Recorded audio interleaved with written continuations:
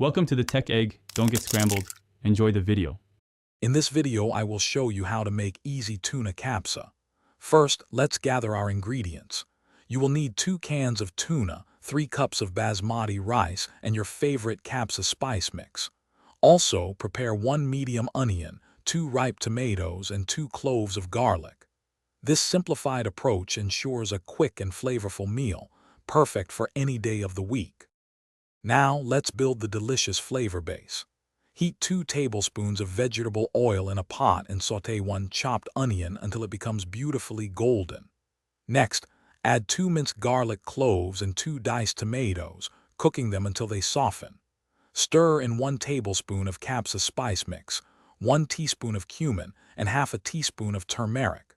Finally, gently fold in 2 cans of drained tuna, ensuring it's well coated with the fragrant spices. It's time to add the rice. Carefully add 3 cups of pre-soaked and drained basmati rice to your flavorful tuna mixture.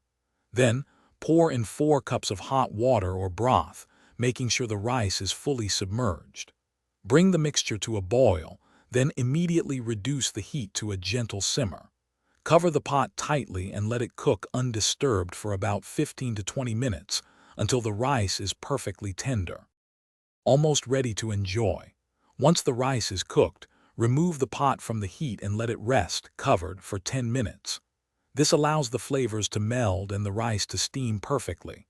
Gently fluff the rice with a fork to separate the grains.